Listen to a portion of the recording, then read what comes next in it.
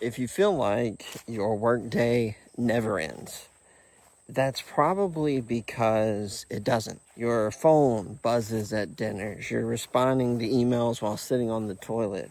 You're constantly on edge, just waiting for that next work emergency to pop up. And the truth is, it's all by design. Today, I want to talk about this whole idea of the infinite workday. What it is, why it's getting worse and worse and worse, and is it intentional? Are companies doing this on purpose, or are we just losing our minds in the midst of a chaotic workforce? And then most importantly, how do we get past it? How do we survive this infinite workplace and actually avoid falling victim to it? So we probably have to start with what exactly is the infinite workday. So it's really just this idea of the 9 to 5 and how that has essentially died, right? That 9 to 5 workday that everyone's used to has started to go away.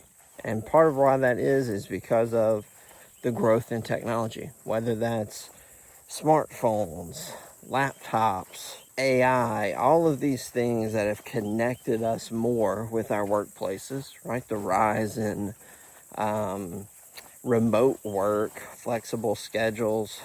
You're given a laptop. Even if you're not remote, if you have a flex schedule, you only have to come in so many days, you get a laptop. And that's great. You can work from home. But what that also means is that now your work has laptops, cell phones, all these things in your home where you live your normal life.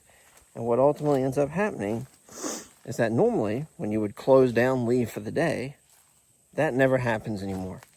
Now your company is intertwined with your family in your house where they shouldn't be. And ultimately, that has eliminated personal boundaries and has risen this idea of the quick message, right?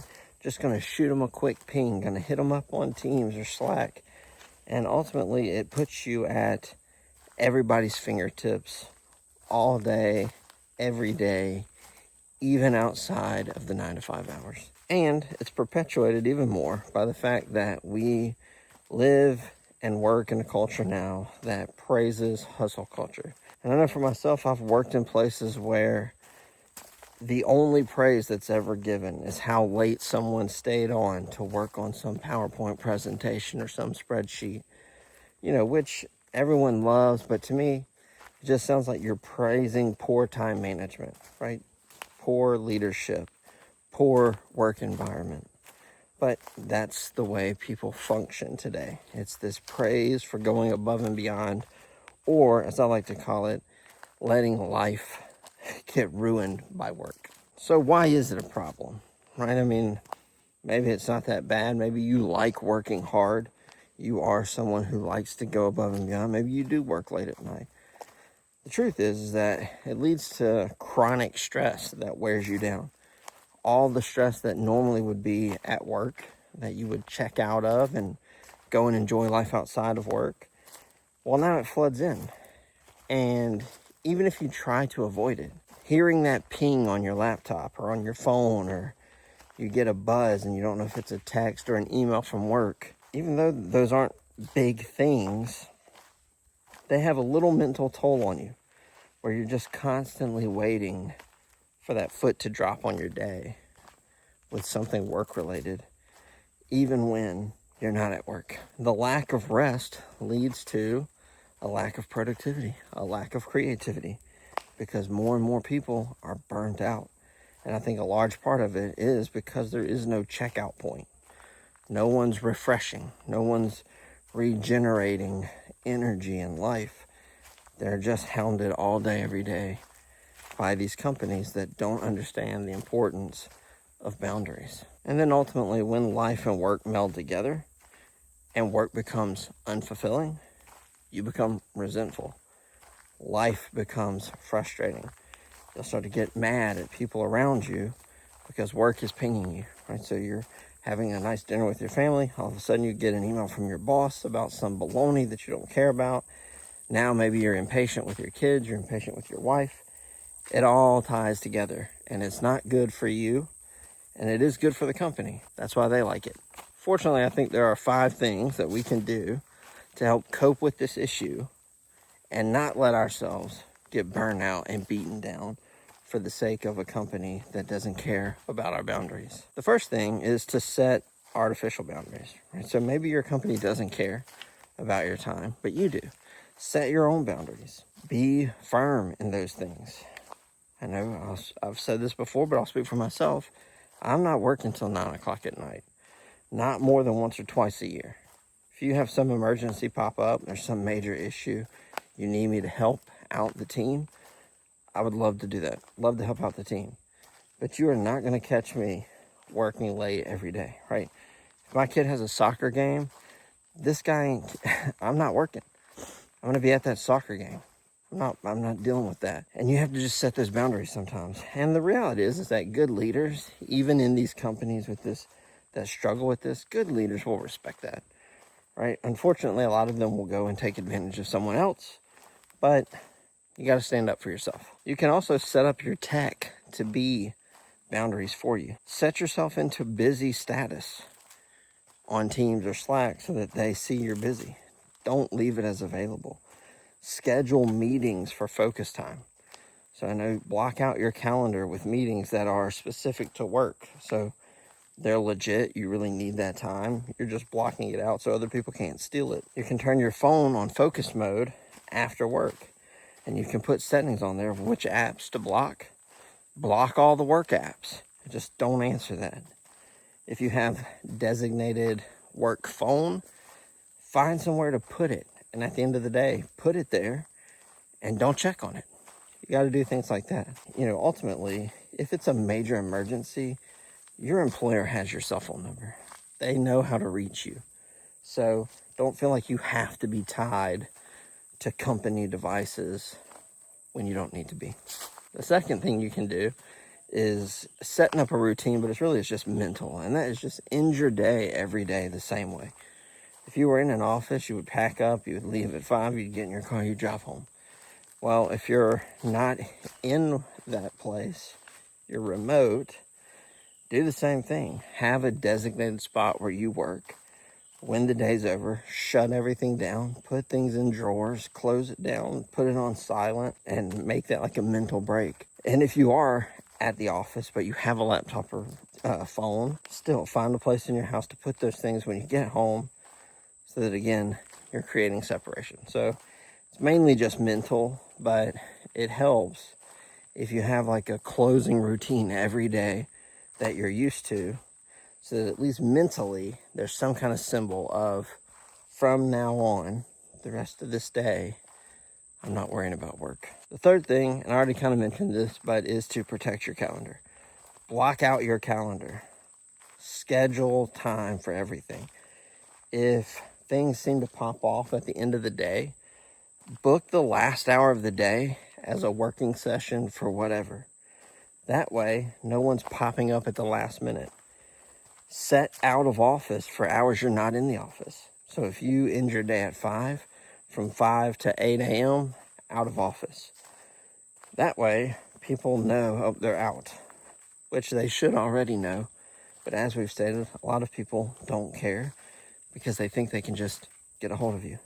But if you block out your calendar, you have times like that, a lot of times people will avoid reaching out and they'll avoid setting up meetings.